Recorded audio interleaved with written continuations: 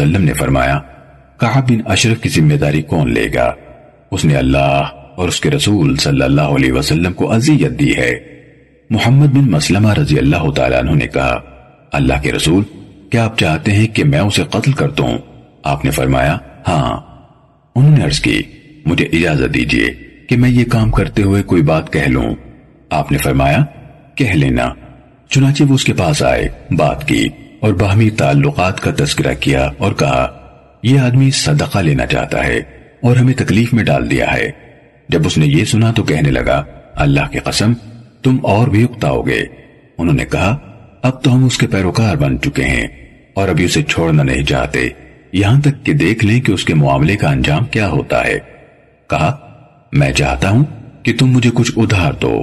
اس نے کہا تم میرے پاس گروی میں کیا رکھو گے؟ انہوں نے جواب دیا تم کیا چاہتے ہو؟ اس نے کہا اپنی عورتوں کو میرے پاس گروی رکھ دو۔ انہوں نے کہا تم عرب کے سب سے خوبصورت انسان ہو، کیا ہم اپنی عورتیں تمہارے پاس گروی رکھیں؟ اس نے ان سے کہا تم اپنے بچے میرے ہاں گروی رکھ دو۔ انہوں نے کہا ہم میں سے کسی کے بیٹے کو گالی دی جائے گی تو کہا جائے گا وہ کھجور کے 2 وسق کے عوض گروی رکھا گیا تھا، البتہ ہم تمہارے پاس زرہ یعنی ہتھیار گروی رکھ دیتے ہیں۔ اس نے کہا ٹھیک ہے۔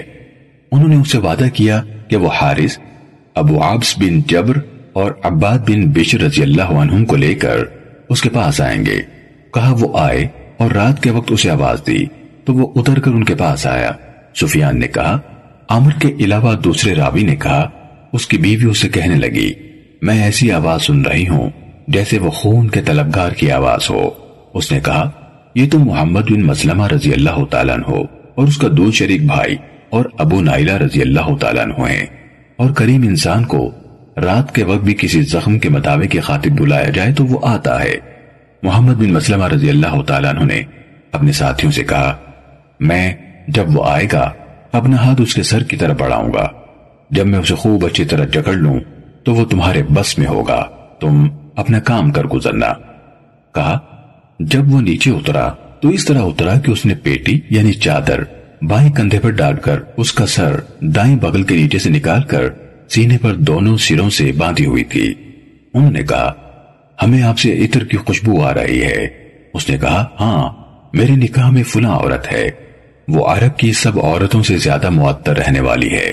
انہوں نے کہا کیا تم مجھے اجازت دیتے ہو کہ میں اس خوشبو کو سونگھ لوں؟ اس نے کہا ہاں سونگھ لو۔ تو انہوں نے سر کو پکڑ کر سونگھا، پھر کہا کیا تم مجھے اجازت دیتے ہو کہ میں اسے دوبارہ سونگھ لوں؟ کہا تو انہوں نے اس کے سر کو قابو کر لیا، پھر کہا تمہارے بس میں ہے، کہا تو انہوں نے اسے قتل کر دیا۔ صحیح مسلم حدیث نمبر 4664۔